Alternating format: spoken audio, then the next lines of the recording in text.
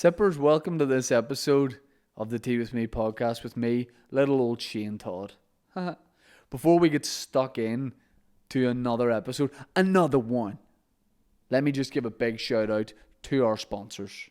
But before I do that, let me plug patreon.com/Tea With Me podcast, where you get all the bonus content. You get a bonus episode on a Monday.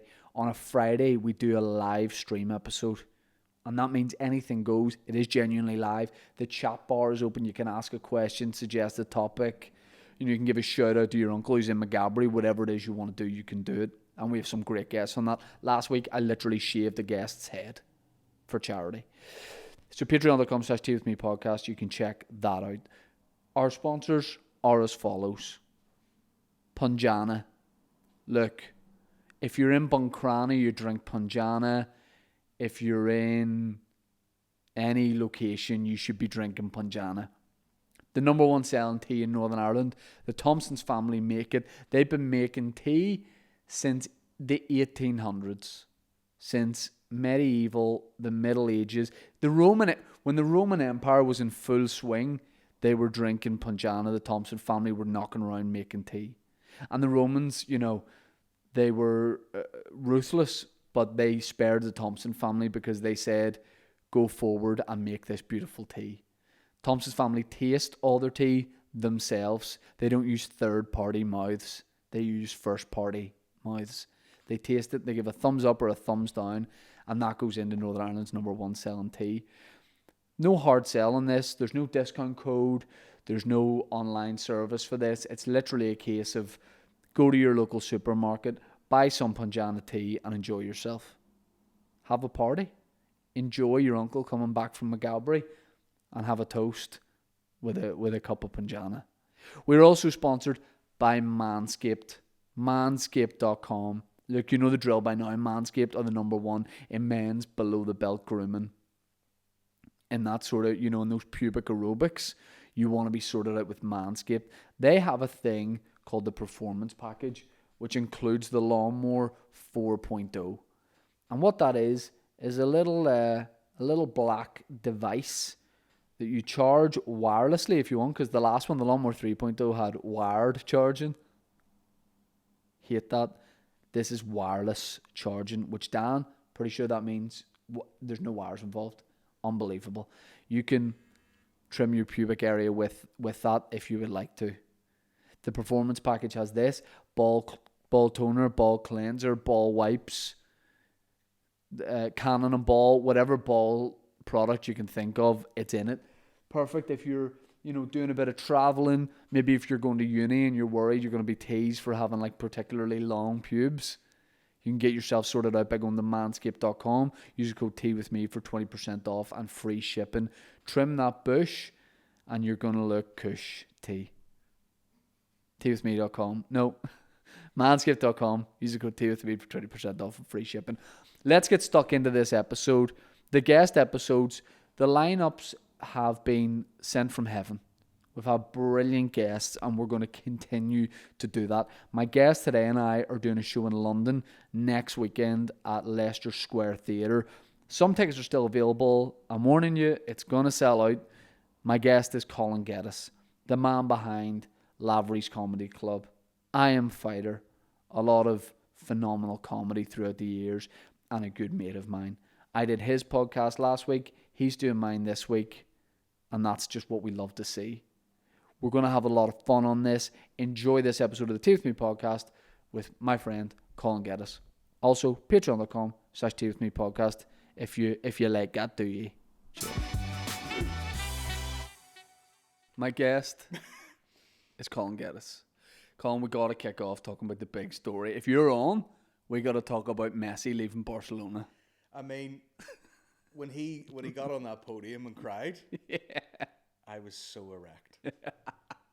It was like, when you leave a summer scheme, you do a summer scheme and you make new friends and you go, we'll always stay mates. And then you just never see them again. No, I won't care. I just prowled around summer schemes just like a lone wolf, because I would just, you pick 3 sessions. They're like, do you want to go swimming, play football, whatever? And I would just go play football every time, right? And smash people, just run through them. And leave at the end of the day with about fucking 34 goals in the bag. in your early 20s. Yeah. I've essentially looked the same for about 21 years now. How? Yeah, people were like, who are you here to pick up? Hey, kids, it's one of your taxis outside. Summer schemes, I mean, if you thought that now, you're probably paying $250 a day, unlimited activities and refreshments. Like, that's unbelievable. I would do that now. I wonder how much a summer scheme is now. It's probably 40 grand. Yeah, like when our kids eventually go on summer schemes, plus with health and safety. Oh yeah, they'll not be allowed to do anything. You know what I mean? It'll be like arts and crafts and. Oh yeah, they'll be doing like we're doing sign language. Yeah. Just like what's like virtual football. Yeah. Everyone's got the goggles on. What other bullshit do you do? Not touch. Gaming, just gaming. I always made friends at summer scheme and then vowed that we would always stay in touch and then just never did. I'll see you next summer. Yeah, I remember there was a guy called Stuart McGee I became mates with, and he wrote his number down, which is kind of forward, but he wrote Smart McGee, so I never phoned him. Instead of Stuart McGee. Ironically, not so smart. No, not at all. Thick McGee. Summer schemes were so good. So good. Yeah, and there was always, they would have these like leaders that were like probably 17. Yeah. And you were always like, fucking look at her. Yeah. Just because she's remotely older. Yeah. Oh my God. I think she fancies me. That actually happened to me one time. There was some summer schemey thing, and they were like, should you join our table, whatever? I remember sitting down with this wee bit of food and like pulling up the edge of the table. It was all other kids and like 2 leaders, and like my knee touched her knee, and I was like, well, someone's pregnant now. You know what I mean? And it's not her. I just remember like fucking freezing on the spot. I was like, well, what happens now? How's summer scheme? I remember doing a football summer scheme, and the guy who ran it, my dad picked me up, and then we saw the guy who was running it, and the guy goes, "Is this your son?" And my dad goes, "I was watching him today." He goes, "He didn't play too well." He goes, "I'll give him a dig when he gets back to the house." And the guy got deadly serious. I was like, "Don't be hitting the kids." You know, to my dad was like very much made a point of like, we hit them here. Yeah. Where it's safe. That's who I'll hit him a dig. Yeah. The guy was like, "No, don't." You know what I mean? Yeah. As if like, just your dad fucking, nah, sit down. Yeah. You missed 2 goals in it. Yeah. Do you think when your son gets older, maybe play sports and things like that, what sort of dad will you be? Will you be like just stand back, or you reckon you'd, Well, I saw a clip of it was like college wrestling in America, and one guy lifted the other guy and sort of unnecessarily dropped him a bit on his head, nearly a bit aggressive, and the dad comes out from the sideline and just spear tackles him to the floor. That'd probably be me. Yeah. Just fucking empty some teenager. If someone did that to my son, I would just be really bitchy to his mum. Yeah. Over email after it, Over email, not even in person. Yeah. No. What's your home life like? Yeah. Terrible. Stay at house, cunt. But I said to you, like, Eddie got a wasp in his arm, and I nearly kicked his arm off. Yeah. I was trying to be protective, nearly killed him. Yeah, I mean, the difference there is, if that was the case, I'd just make sure I'm okay first. Yeah. And then I'd be like, okay, are you all right? It's because it's like that's what you're supposed to do on a plane. Wasp lands on your wife, you throw the baby at her. Yeah. I don't know if you've seen pictures of him, but I wouldn't be able to throw. Weights belt, no. You wouldn't be able to throw him, yeah. Trying to get him off the floor. We're doing a gig in London. We're going in like a week and a half, 2 weeks. Do we have anywhere to stay yet? Nah, bro. Don't worry about that. Just drop. In my head, just drop this guy's name. In my head, I think the closer you get to going and then you book it, don't worry. They're trying to get you by making us book early. Well, I've thought a lot about that. That's how I was thinking recently, and then I tried to book like a stag do for someone. Right. Nightmare. Is this a new freelance service you're offering? Are you going on the stag, or are you just? No, I'm going on the stag. Yeah. My contribution so far was we just got a load of shit shirts. Yeah. Where are you having it? The North Coast. Don't want to give too much away. Okay. What was the Rush? Oh, is it Gavin Estate? What's that sketch? Yeah, North Coast. Can't really say where, but like it's going to be one of a couple of places. Yeah. Ballymoney. I love stags. I don't think I've ever been on one. Yeah. Yeah. They're just. I think if you went to one when you were younger, it'd be like carnage. But I think once you get to about 30 and you go on a stag, it's the right amount of fun. Okay. It's the right amount of fun. Because we're wrapping it up by 10 p.m. Yeah, if you said something like, I'm having a nap before we go out here, yeah, it wouldn't be like, fucking, Well, Gay. Dave came on my stag and was, I think, the only one with a baby at that point. And we arrived, and he was like, you know, he had what he calls his party shades on. Must and be awkward at the stag, just carrying a baby around. He had the Hawaiian shirt, and he bought himself a bottle of Buckfast as soon as we arrived. All these grand plans, and then he was just about an hour later, he's like, "Here, I'm gonna just have a nap for a while." And then he seemed to nap for the 3 days, and nobody could understand it. And I was like, "What are you doing?" And I think Holly's daughter was only maybe like 6 months at this point. I was like, "Come on, you're in New York, like let's go out." He's like, "I physically can't." And he got so much abuse for it. And then as soon as I had a kid, I was like, I absolutely understand. Like, he didn't have the energy to go I out. just didn't have the energy. He saw a bed, Yeah. realised it was his for 3 days, Yeah. and went, well, I could go on a pedalo with 19 guys, or I could just sleep here. So he just slept. That was like the time my dad got an operation on varicose veins on his legs. And they literally were like, "We really struggled to wake you up there, Paul." And he was like, "I was just fucking knackered." You know what I mean? Hospital bed to himself. And he's like, shaking him and all. "Are you dead, Mr. Geddis?" And he's like, "You fuck off. Haven't slept in fucking 22 years. He's Like, out bandages. just asking for more shit to be done. Yeah. Take a look at my ballocks. I'm here. Take a leg off. I don't do it. Go back in and check. I don't know what's going on. The last time we went away was probably Rathlin. All those years ago. Or no, maybe Galway. Yeah, but What I that was, like that is- was weird too. We need, like, I feel like we need to go somewhere where you can actually enjoy yourself. You know, the Yeah. Galway thing was like, Maureen was about to have a baby, and I was like, right, fucking any. I remember just literally about to have a baby. You were in Galway, and I remember you were maybe organising her to like come down, like get the train down, and you were like, "Look, if she has a baby, I could just drive back. It's like 4 hours." I had palpitations for that, and I was like, "It's gonna happen as soon as you hit stage." Now, I don't want to, bring up the word hormones, but women be crazy. You know what I mean? Around that sort of time, it's like, I was like, "Do you want to go to this? We can stay in a nice hotel. It'll be lovely." And she's like, no, it's a bit late, whatever. And then as soon as I was down there, it was like, "I think we might come up on the train." And I was like, mental behaviour. And it was on the last day. I was like, "I'm basically coming home tonight. Yeah. And you're going to come up today." We went for so many nice walks and that. You know what's funny? After gigs, like, because obviously at festivals you meet up with other comedians, you see each other for the first time in a couple of years, you have drinks. I remember every night going back to the hotel and you'd see comedians going out for the night. Yeah. And then nothing made me happier. I was like, "You'll be paying for this tomorrow." Oh, yeah. Just getting in for that 10:30 sleep. I know you're very, like, I struggle to contain it.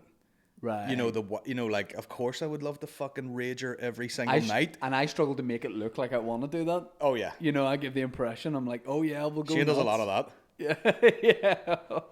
That was like the Blowing out cocaine. Sorry, goes everywhere. Achoo, oops. Crohn's, you know what I mean? Fucking fuck's sake. Yeah, I'm always putting poppers into a plant pot. Oh yeah, no, lovely. No, that's why I'm going back early. Just night poppers in a bath. Here, tell you what, I don't know, I think it's banned now. I remember having the flu one time and having a couple of night nurse. Oh, I thought you were going to say, and someone recommended poppers. No, I'm just talking about, safe drugs you can take in the home place. Yeah. I had a couple of night nurses and got a bath. Nearly couldn't get out of the fucking bath. Yeah. It's fucked. Just thing where you're like the same thing with your dad. Just real drowsy. Good to get the head shot, isn't it? London's gonna be a lot of fun because when I go do gigs, I don't know how you travel. When you travel, you go to gigs. Well, you bring an opener sometimes as well, which makes it easier. Like, I like my own company. Not if it's Aaron. What do you mean? Definitely not easier. Why? Cause what do you You're gonna just do? like, "Let me bring a fucking 6'2" child with me." "Do you need a toilet?" Strapping in and on the plane, and Can we get an extender, please? does he sit on Around your his knee in fucking the love. plane with his own belt? He sits on everyone else's knee. Everyone's knee on the fucking row. But it's that thing of like, I like my own company, but there's such a lead up to gigs. There's like 3-4 hours beforehand. Do you go back to the hotel? Do you sleep for an hour, or what do you do? So it would be nice to just be together. Just chill out, yeah. I mean, You want to do a ghost tour or something? no. Okay. No, Yeah, definitely not. Haunted The London. height of it will dungeons. be like, go out the front of the hotel and go, do you want to go such and such? And I'll be like, yeah, but we could also just go to this Starbucks. Do you remember me, you and Mickey went to Glasgow for a gig and went to see a movie at 10:30 in the morning? Brilliant. And the movie was 10 out of 10. It was Stifler from American Pie. The Goon? Yeah, and it was like an ice hockey movie. Massively underrated movie. It was class. Yeah. I was like, this is the best. And then we came out of that being like, let's go to this gig. And then we're like, it's 11:30 in the morning. I tried that again a few years later. Right. I went to see Venom. Right. And I just remember getting about 8 phone calls during it in the morning. Like I had to go out and be like, hello. Yeah. And just missed the whole movie, really. Yeah. I don't think I missed much, but Me and Dave were at the Fringe and went to see anything that was on, 'cause it was real early in the morning and we couldn't check in yet. And it was a movie, it was like about twisters, about hurricanes. And there was just a real emotional storyline, and me and him both nearly cried during it. And just weren't right for the rest of the day. So yeah, I think we should do like Niall's come, we should do a dungeon tour. He'll probably want to go to Harley Street and get fillers or something. You know, like get a little bit of rearrangement done on the face, but get a bit of tox. yeah. A bit of Botox. But I don't know, like what's your vibe? Like what do you see? Do you see us like I mean, my vibe is like, you know, let's do exciting things, but then the reality of London is you get on 2 tubes and you're just like, I would need cocaine now. yeah. You know, that's why everyone in this city's on gear. Alton Towers? You're like, I'm knackered. Where's that? In London? Don't know, that's a challenge. You're like, let's No, go. it's Where do you not want to go? London. Butlins? It's Where not is in it? London, but it's like it's England, you know what I mean? Like it's like Belfast. We could get to it. We could get to it. I'm sure Brighton? there's something like Brighton. Yeah. Yeah, that's close. Just do a day trip somewhere. Yeah. Okay. Or we'll do, I don't know. I'll tell you right now, we'll just go for like 2 pints somewhere. Yeah, And then be like, get a carvery and then not do the gig. Carvery, yeah. Where are you? Fucking Tyrone? I bring my own plate. Yeah, like partridge, 12-inch plate. Bring your own fucking bread, probably. Oh yeah, but I'll 100% be bringing my own bread. Will you bring any supplements with you? Know, will you bring anything with you on this trip? Like fucking sachets of I'll bring a sachet of almond butter from my porridge. almond butter? Yep, from my porridge in the morning. Need to get oats. You put the butter in the porridge? No, I get someone to do it for me, but I have it. Yeah, almond butter and porridge, berries, banana, almond butter, straight in, mix it all together. Oh right, sorry. I was getting very confused there. Well, what were you thinking? Almond, like peanut, like a nut Yeah, butter? yeah, yeah, All yeah. right, I thought it was like some sort of butter replacement. just me with a big pound of curry made him walking it through London. Gotta get the cows in somehow. You know what I mean? Yeah, no, it's going to be fun. Leicester Square Theatre, which is like any times we've done London before, like separately or together. Did you say your agent was going to come and then he had to leave by 10? Something like that. Something like that? Yeah. Have you met this guy before? Yeah. What's his name? His name is, well, I don't know, he's from Soho. Oh, Just yeah. a guy that's come to see me and says he's got big plans. No, he's I'm going to get you some good work. Yeah, no, yeah, he's going to come abroad. He's going to come see my set because I did that thing of thinking, well, anyone who lives in England can just come to the show and it'll be handy. And then he's like, I live 100 miles away or whatever. So yeah, see my set, go. Because show starts at 9:30. Yeah. That's late. Does he want to hang around and get another client on there? No, I'd get the full, like, if you could maybe lose like fucking £50 and get a hair transplant. Come back looking like fucking Harvey Price. That's great. Because I would get an afro. Yeah. What a day. Last week in the studio, I shaved Jordan Robinson's head. And Did he wash it first? That was my concern. Luscious, Luscious? yeah, real nice. And I tell you what, I'm gonna say this: very clean ears, Really? very clean ears.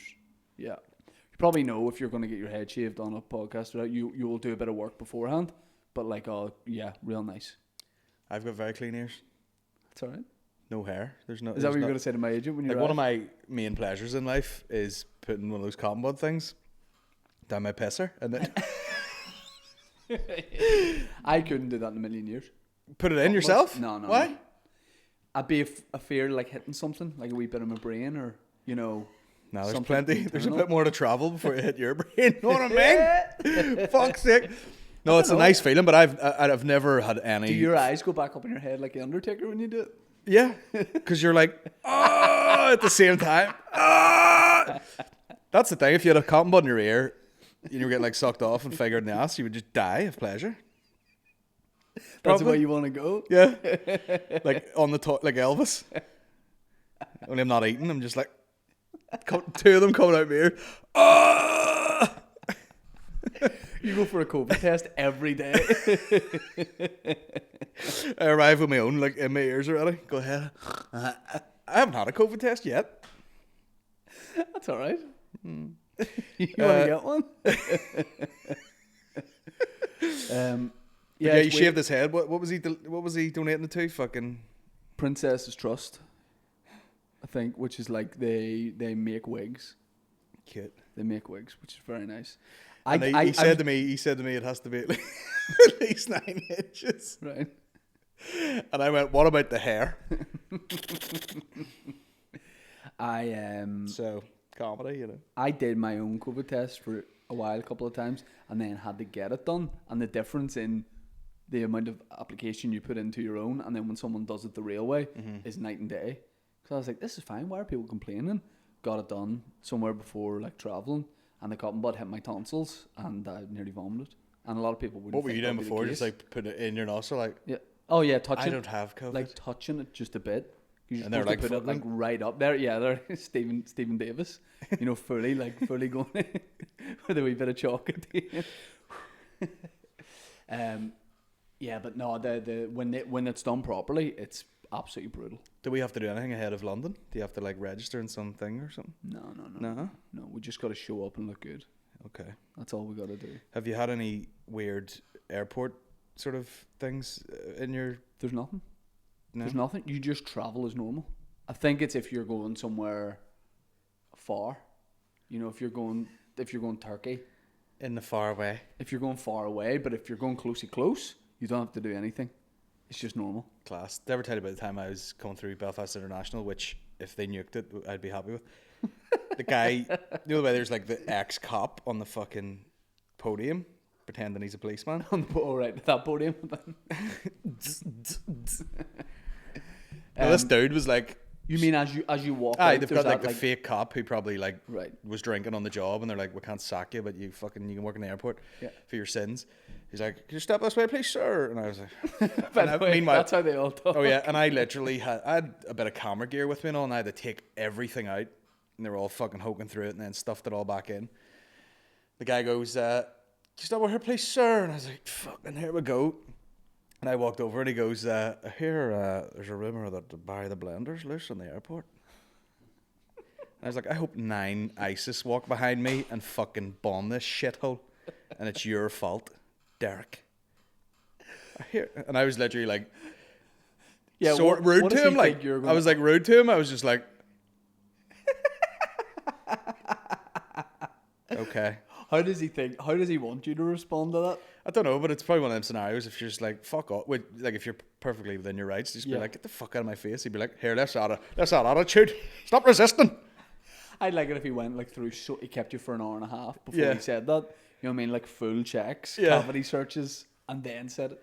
I've had that a few times. You know, like someone's, fucking finger in your asshole in that tube, and then they're just like, love the videos, by the way. Oh, right, yeah. You're like, what do you think I'm smuggling through here? Yeah, banter. To Glasgow, yeah. Excuse me, sir, we seem to have found a lot of punchlines in your pockets.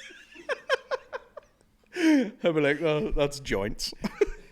Anything to declare? Puns. How many do you want? And they're like, I used to do material about it, but it's just everybody, in that airport, you wouldn't get a job anywhere else, like. Right. You wouldn't be qualified. I just go city. Yeah. It's less hassle. Shitter planes, less hassle. But like cuter places. There's never anything good in airports. You know what I mean? You might get the odd JD Sports or something like that. But that's why Dixon's. I like a Dixon's. A wee Dixon's is good. Mm-hmm. You get yourself a Jack or something. Nah, but what do you call them? I was gonna say waterproof. What do you call them? The sound cancelling headphones. You're going the wrong place. I know. Coming out with a I pair got of sound waders. cancelling headphones in there one day, and it was the best purchase I've ever Belfast made. International Airport. Yeah, I did the exact same thing. Fucking the guy switched them on. That just went. Heard nothing. I was like, that was him doing it. Unbelievable. And then just like it changed air travel for me forever. Yeah. Because when you're on a plane, like it makes you a bit more stressed because it's like and everyone's talking and it goes away and you're like, oh, I'm just sitting on a seat here. Yeah. I'm grand. Yeah. Not listening to anything. Just sometimes not. No. Yeah. I was exactly the same, and I got mine Belfast International Airport too, Nice. which is fucking VAT great. free, baby. Shout out. It's fucking great. Although let's not wear headphones on the way over, because let's talk. Let's chat. I'll be. They're not shitty flights either. They're isn't like middle of the day kind of, and then Oh yeah. yeah, if it was like Because I used to do that thing. 7 in the morning, you're like, don't fucking. Anytime I was going to London, I'd do the like 5:50 a.m. flight because it was £7 cheaper. Oh yeah, And then get there and go, I don't know anyone in this city and nothing's open. yeah. So I was just dandering for a long time. So now I do hate those that. later flights. I gotta be ditching the bags, ditching the luggage, and then I'll walk about. Yeah, I hate- ditching the bags near your album. Yeah, Yeah. ditching the bags, bro. Yeah, I can't be arsed with that. I hate. You definitely learn how to travel better as you get a bit older as well. Yeah, I don't Because- like this. You know, we'll go out and see what we find. Yeah. Look on the you can look now, just Yeah. and you know, like you can select certain places, and that's fine for that trip. Yeah. You're not gonna see all of London in fucking an afternoon. No, we are. We're going to see Alton Towers. Going to drive 7 hours to Alton Towers. I'm gonna Google. I'm gonna see what that is right now. What? Keys? Keynes? Milton Keynes? What's That Milton sounds Keynes? like, I think it's Milton Keynes. Milton Keynes sounds like maybe a guy who would facilitate the trip. All right, mate. Milton Keynes. Oh, Milton Keynes, jump in. I'll take you everywhere, mate. What are you looking for? Alton Towers? Nah, mate. You want to meet my mate Charlie? I'm Milton Keynes.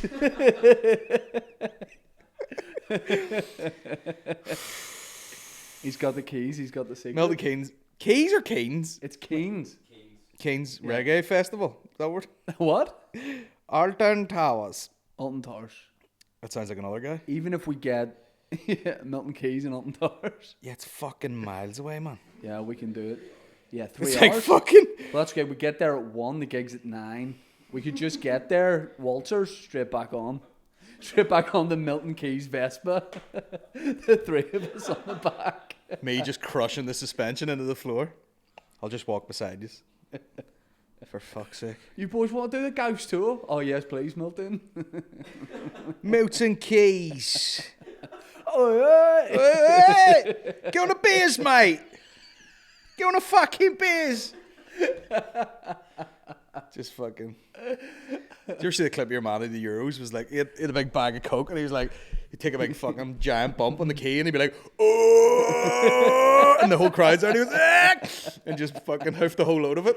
Do you know How did he not die? Because he took like fucking just massive bumps.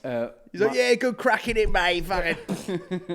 when Maradona was managing a team like 2 years ago in Argentina, he clearly had such a coke addiction that he needed to do it on the sideline during this like televised game.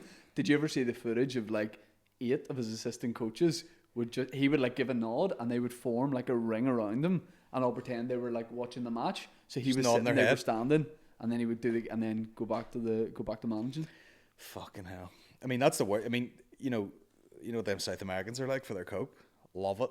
And then also Like us for our buns. oh, fucking filled sodas. Yeah. But he obviously has the worst thing you can have is money, probably. Right, when you're yeah, a Coke yeah, addict. yeah. So he's just like And yes men all around you as well. Like, stocking it up. He'd be like, "This is my Coke garage, yeah. just full of Coke." And like anyone who has it, when they see him, oh, you have to, Yeah. have some of mine.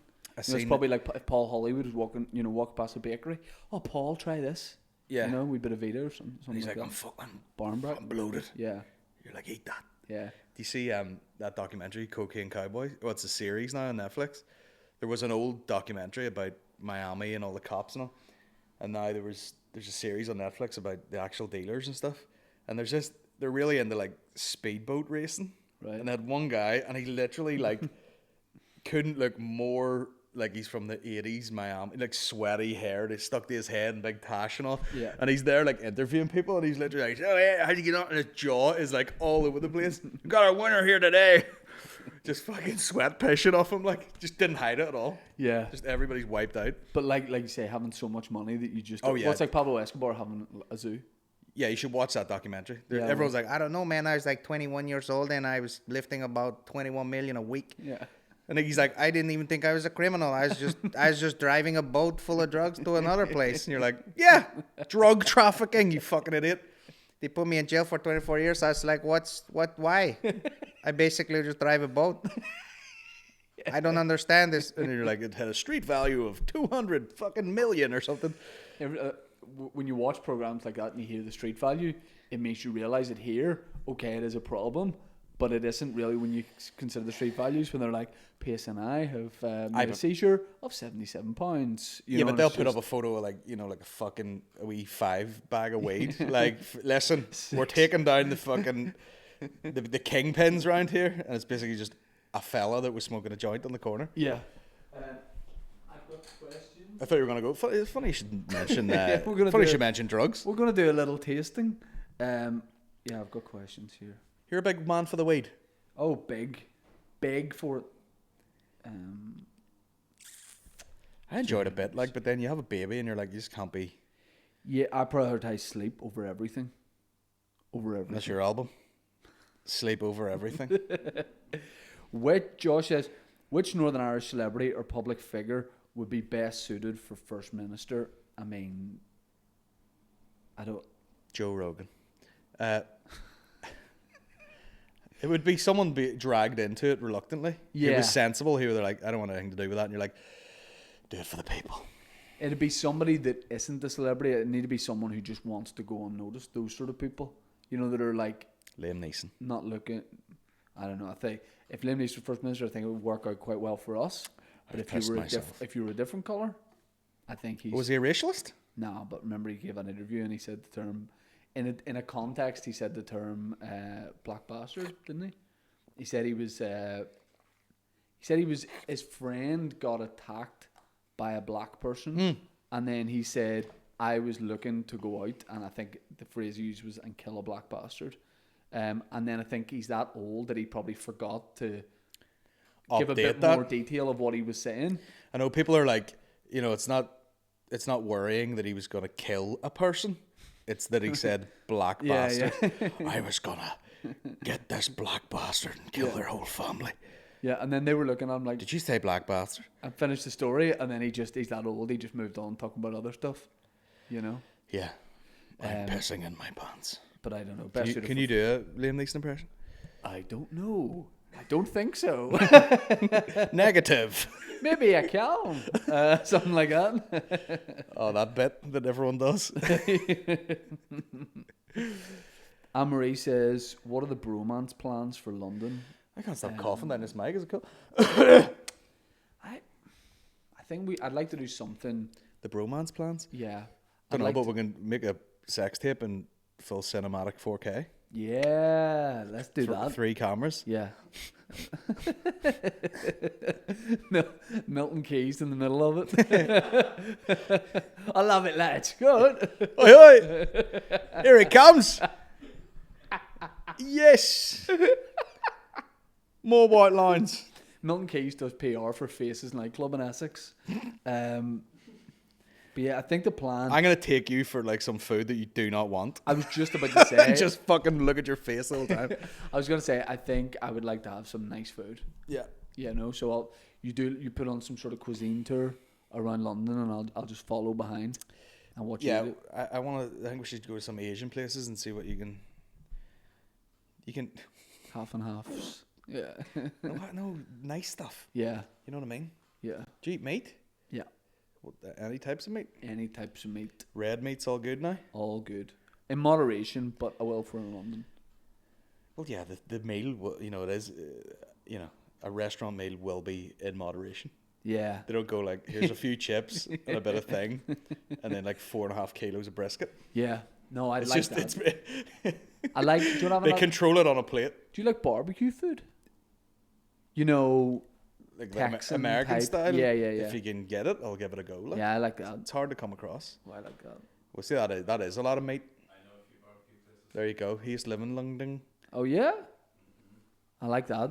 I also think it's handy. That's handy to have someone who knows the city because you spend so much time like fucking about and going from here to here when you could have just walked it. You take public transport. You do that, you go down the underground station, you come up after 45 minutes and go, all right, I can see where I was. Yeah, and that you're just sweating and stinking. Yeah, I want to pack in fun, but not too much fun so that we're tired. Do you know how much of a rat race London is? I got off a tube once and this guy was kind of running and he just swerved and collapsed. and I went like real hard, not real hard tile floor down there. Yeah, yeah. And I ran over and I was like, "You all right, mate?" And I lifted him up and he was like, "Sorry." And he had a briefcase that he was going like rushing to work. And he was, "Sorry, it's just I have this brain tumor and it makes me a bit dizzy." And he just went, "Cheers," and he ran on. And I was like, "That's London for you." Like the guy doesn't even fucking stop for a minute because he has a fucking brain tumor. He's like, "Gotta get in because it's important to me that in life that I get there for 9 o'clock. I have a brain tumor. Can I get next Wednesday off to get this looked at? Just No. full head coming out. Yeah. It'll be all right. Yeah, I was gonna say, mate, it's a bit of an eyesore. Yeah, Yeah, my eye is sore. In fact, I'm blind. The pace of life there wouldn't suit And me. people just stepping over him. Yeah, no, that doesn't suit me out there. Nah, fuck that. You know, and especially on the tube as well. I would get like a fucking, blocked nose, and I'd be like, "There's more to life than Yeah. than work. You gotta live your life, man." Matthew says, "Who's your favourite up and coming comedian from Northern Ireland?" You, I'd say.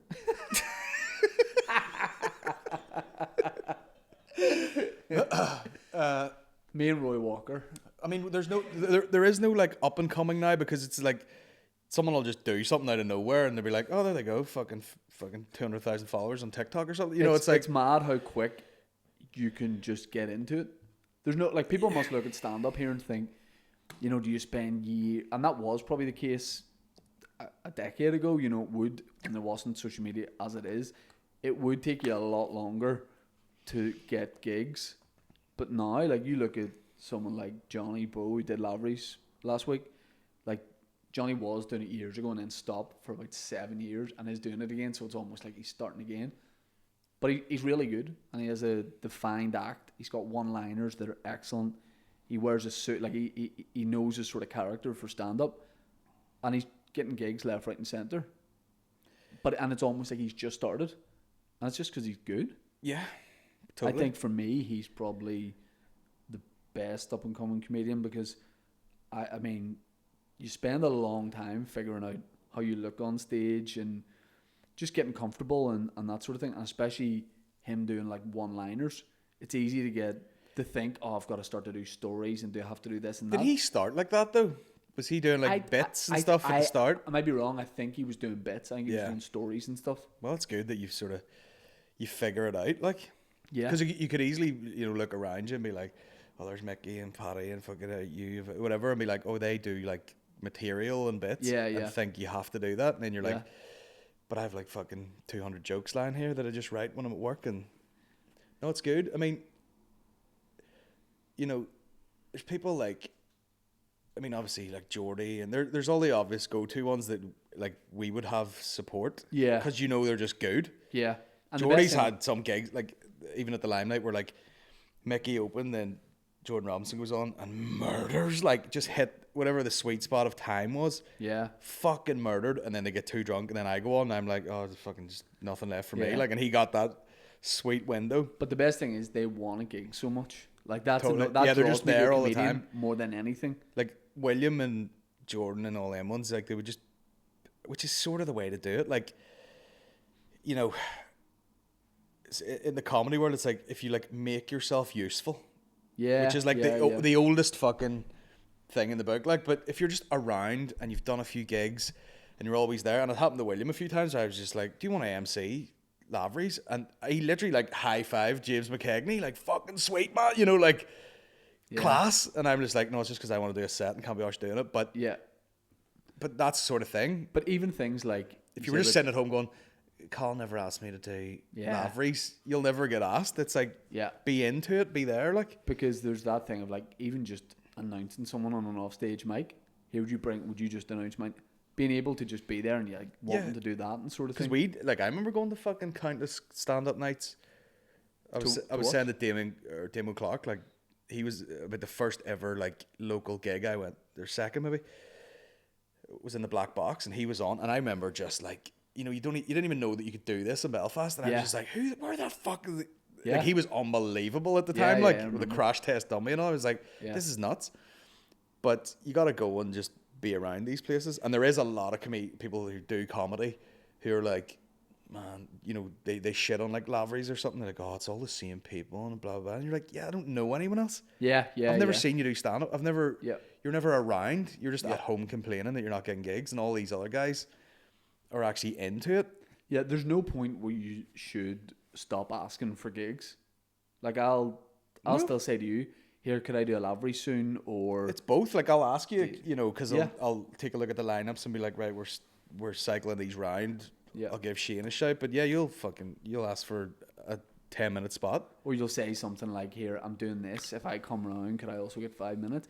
It's that wanting to perform, and that's why I think the crowd of people that you would call relatively new, like Jordan and William and all of us who've been doing it for years, but you would still, just because they're younger, like we'll probably... There are people like, you know, like fucking McCartney, where like he can kind of do everything and he does it really well, and you're like, fucking bastard. Yeah. Because you spend years getting to that point. But then where you feel like that might be an age thing, you know, like he wasn't super young when he started, so you kind of already have yourself sorted out a bit. You know yourself better, as opposed to... Remember your first gig? Your first gig was LOL in Newcastle. And you're saying about someone just going, here, will you MC this? Well, you're saying that to someone who's already done stand-up a lot, so of course it's easy. But we were at a comedy night, me and Mickey, and you came down to watch. And you thought about doing stand-up. You're starting to work on bits. And then everybody was just like, just do a set. And you did it. Short set. No? No, it was Ryan Hand. Right. It was just like, we got fucking bury the blade on the building, please. And then just got me up on stage, and I was like hammered. I was like, what are you doing? Yeah. So I hate him for life. Right. Do you know what I mean? And I literally said, like, like I said on stage, like, is there another gig in like 2 weeks or something? I was like, I'll come back and do that one. Yeah. When I'm not hammered and actually have thought about it for 2 minutes. But you did a few minutes. I remember you did a few minutes, and I was like, fuck me, there's not a mission I would be able to do. But I mean, I suppose you'd started thinking about bits. You know, it's like your first time. You wouldn't count it as a gig, but your first time on stage. That was bad. Nah. So what was your first gig? Pav. Yeah. Yeah. How long did you do? 5? 10 minutes. No, and it was good. Yeah. That was the worst thing. It was actually fucking good. Do you remember who else was on? I think Woodsy maybe.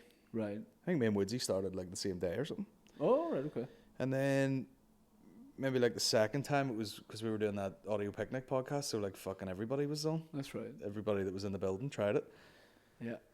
And then I'd done 2 gigs then, so I was like, both of them went pretty well. So stand-ups in the bag. Yeah. And then the third gig was like remember there was like a gig in an art gallery right beside John Hewitt. Marcus Keeley ran it or something. That's right. Upstairs. And I was like, this is my third gig. Bring your own booze. I brought about fucking 48 Stella. Yeah. And I was like, I'm only new. They're going to put me on first. And they're like, oh yeah, you can go on like second last for like Rory Ward. Right. And I ate. No, I would still eat shit at a gig like that. Because they're all just smoking licorice rollies and fucking wearing their vegan shoes going, did you just say she? Did you actually, in this day and age, say the word she? The last time I did that gig, I think I only did it once or twice. Me and Paddy McGackie had been at a gig somewhere, and he's like, on the way home, I'll call in there. So I said, I'll do it too. This is like 10 years ago. And I did a spot, and it wasn't going well. So I pretended my phone was on stage. I pretended my phone was ringing, and I said, I'll answer this for the crack here. And I said, yeah. I said, hello, and I said, slow down. What? Who? I said, no, you're joking. And then there was like laughs, and then they stopped, and I said, oh my god, and I just walked. And by the way, there's no like MC coming up on stage to take over just yet. People thought maybe it's a bit, and I, like still half on the phone, I walked out of the front door, down the stairs.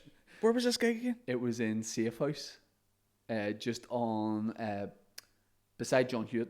That is it. Yeah, I know. Yeah, sorry, that's the one I'm talking about too. So I just walk out, go down the stairs. No one has started talking again yet upstairs.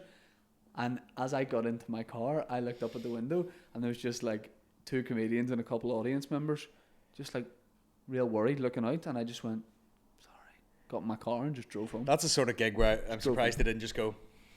Yeah, yeah. You know, like you were doing some sort of Andy Kaufman fucking Yeah, no, bit. I was away. Fantastic, revolutionary. Just walked out. Paddy texted me after. He's like, "Mate, what happened?" I was like, "No, I just wasn't enjoying it. Everything's fine." There should be a lot more of that. Yeah. You know, there's this sort of like the show must go on type. Me and Mickey headlined Pavilion once doing sketches that we wrote that day, and we got everybody on stage as part of this. Like, we're like, get a clap going. And I got everybody on stage, like the whole audience, 30 people on stage. Me and Mickey slowly walked to the back of the room, clap, clap. We just walked downstairs and left. And as we walked out, we looked back, and there was just like 30 people going. And we just left and never heard anything about it. In the Pav? Yeah. Man, the amount of times I've walked up the stairs, like I always had this bit of nostalgia, like it'd be class to go back there. Yeah. And just like, you know, drop in. Yeah. Drop in. And twice we've went up the stairs and there's been absolutely no one there. And we're just like, right, we're leaving. Yeah. Because why would there be anyone there? Well, before COVID, it was usually like getting a good crowd. It was something to do with TripAdvisor, apparently. They were really good at advertising it Like if the you're looking for something to do in search Belfast. engine thing? Yep. So Comedy, I Belfast, enjoyed it. entertainment. I enjoyed it. The last time I did Things it, to do.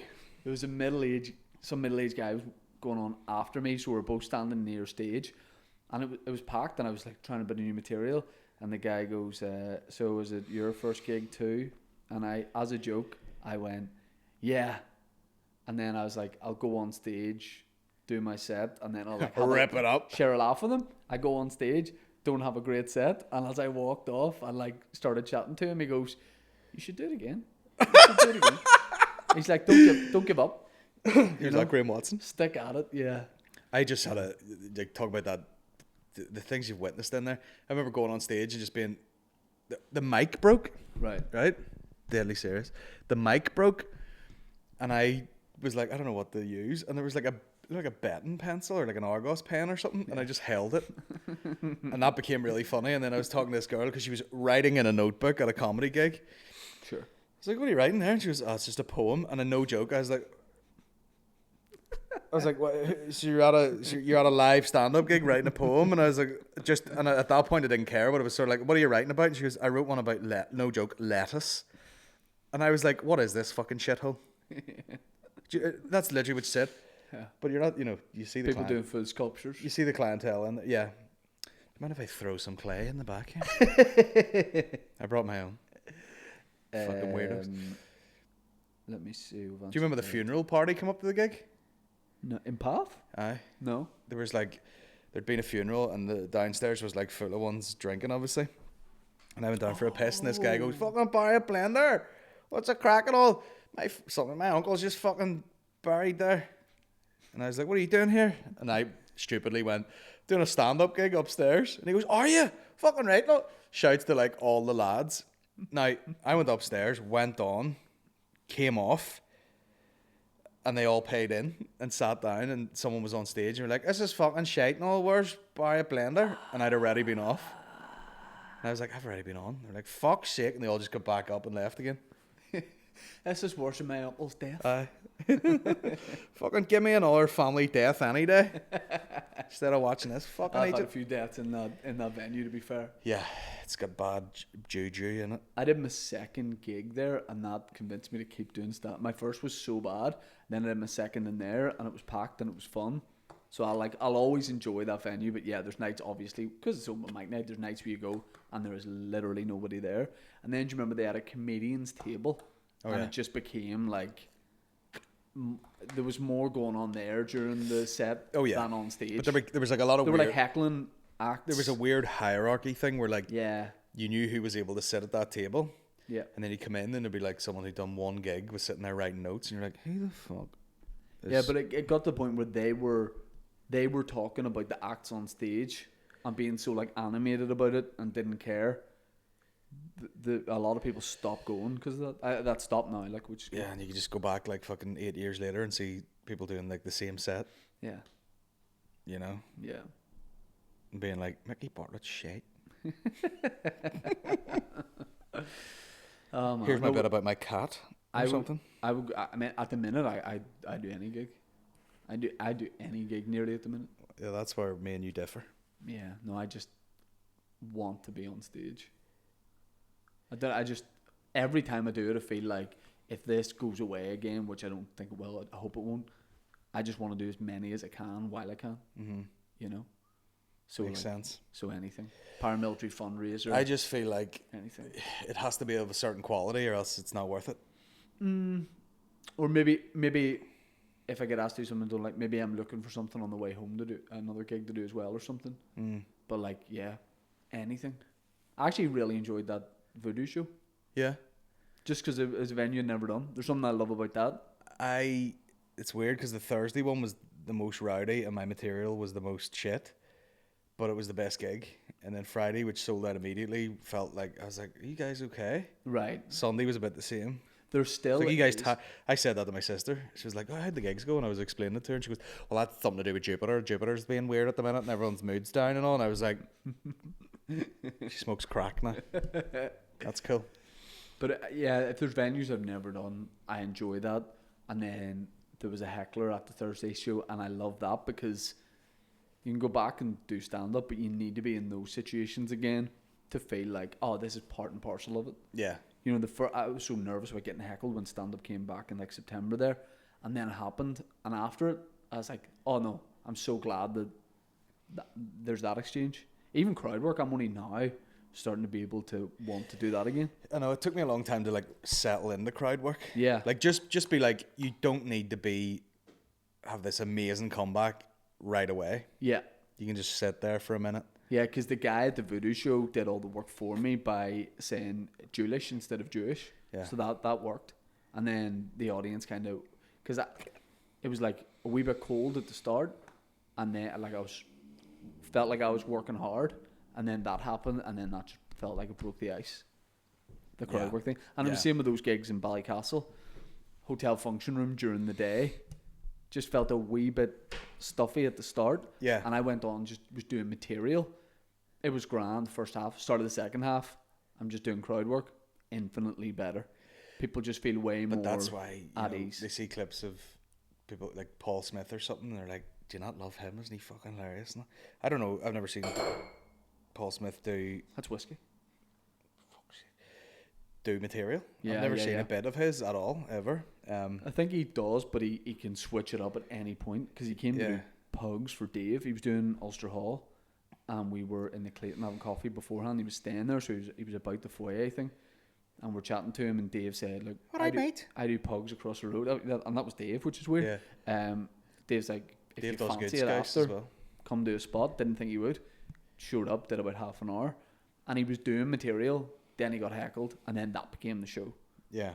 And it was, if you were sort of untrained, you'd probably go, oh, that was all set up beforehand. Yeah. Because one person heckled, dealt with that for 5 minutes, someone else heckled, then he's bringing what this person said into that, and it just became a thing. It's fucking great. Fantastic.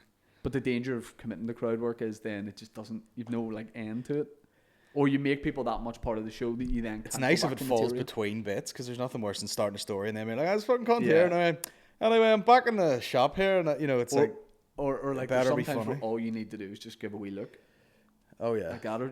I can't even be arsed now. Yeah, you know, you're good at dealing with heckles. I'm just like, what about?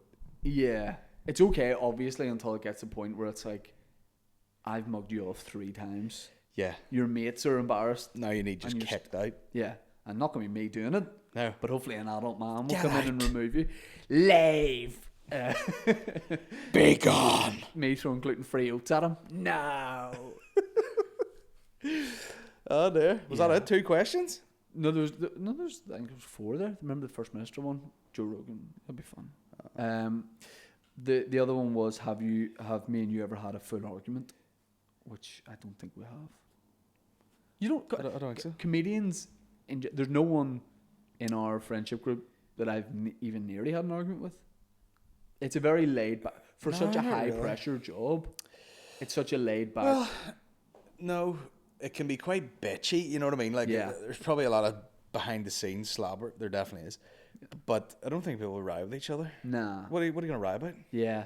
No matter what. It would have to be like someone would like steal your bit or something. Yeah. Like blatantly steal your bit. And I've seen it happen, and I don't even think people are fucking brave enough to confront other people. They're just like, he's fucking thieving bastard. No. Yeah. But you wouldn't be right Sometimes about they it. do. But we'll see in London, you know. Yeah. When you're like, there's a Nando's, it's only 7 miles away. I'm like, guys, what do you think of Nando's? You're like, we went there for breakfast, lunch, and dinner yesterday, so Yeah. maybe we could try somewhere else. And you're like, but do you want to run that risk?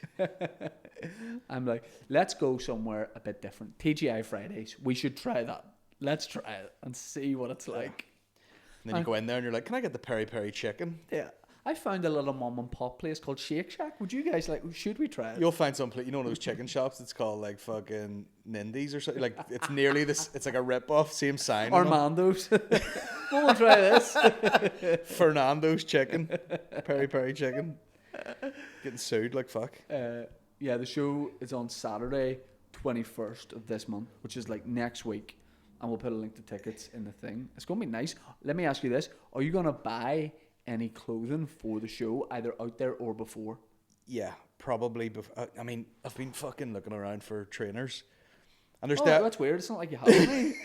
I've definitely been looking Full at trainers protection. that I nearly bought when I seen them advertised first, like a couple of months ago, and then you go to look again, they're on like Farfetch or StockX, and they're like £600, and you're like, I should have bought them. Yeah. So I would like. This is what I would like to do. I would like Yes, honey. to order a pair of shoes, maybe new jeans or something like that. Ooh. Have them ready, Yeah. and then leave the window open for a new T-shirt / short sleeve shirt. Love when I'm that. there. You're not burdening yourself with too much extra No. stuff to take home. If push comes to shove, I'll wear a T-shirt that I brought. Yeah, but I'm you don't leaving. wanna have But to I'm do that. leaving space. You shouldn't have to do that. I'm leaving space in the bag Yeah. for a top or two. I mean, that's brave and powerful, and I like it. It's just it's just smart. I might go the other way. I might leave the shoe option out there. See what I happens. think I'll go the other way. I'll arrive at the airport in my pants. Yeah. Try and collect it all. So you're gonna just go I might get- sandals Yes. over. No bare, just don't. Just full bare feet. Get the whole Birks time. on. Get over there. Buy a pair of shoes. Yeah, I'd like to get a pair of shoes. No, out I'll there. go fucking like if Yeah. if you take me to like a food asylum or something, I'll be like, how much is it to check 2 suitcases onto this fucking? You're thing like here? the wife of an oligarch. You know, Yeah. he's out doing the work, and you're just like, I need it all. Yeah. And I just developed that. I put it in. Yeah. Put all shoes in bag, please. Why in a burger, Colin? Why is no room on play? Air around my testes. Yeah, I was in. Yeah, you go into one of those 16 Westfield pounds. places, and there's like a food asylum, and I'm just like, fucking get it all in there. Tell it up. Till it up. Yeah. I'll go somewhere like that, travel really far out of my way, and then go, don't like anything. You know? No, I just fucking spray and pray. I'm just like, we'll get it in the bag. We'll decide later. Yeah. But you got to go in there with something nice on, or else they don't take you seriously. We should buy outfits for each other. Cute. Don't know what it is. You're not allowed to look at it till you go on stage. Yeah. You just walking on stage looking like Vanilla Ice because I dressed you. I have PVC see-through blazer and trousers. Just dick all steamy inside it now. I tell you what, I'd be happy enough. I like that. For you to wear that? Yeah. That'd be cool. Just all sideways dick. I would put you out in like, do you know what I think you would hate and be so uncomfortable in? Just like a tourist hoodie. I think you'd fucking hate that. You know, like a London with Buckingham Palace under it. I think that would, I'll fuck your head. But I don't know, because you could get, like, if you got a nice vintage washed out one. No, and brand new. Okay. It says 2021. Cheap print on it. Yeah. Wee beefeater guy on it. No? Really bad fit, like the shoulders come out a wee bit too much and then go back in. I'll buy you those. I'll buy you a pair of That like, doesn't happen when I wear clothes. like The shoulder never goes out too. There's never space in the shoulders. I'll buy you like, you know, one colour jeans with no like fade in them or anything Oh, like yeah, that. Just solid. a solid that Like a solid black jean is a nightmare for me. and indoor like tights. indoor football shoes. Oh wow. Yeah, Bootcut jeans, yeah, Puma King, AstroTurf trainers. yeah. You couldn't do the gig.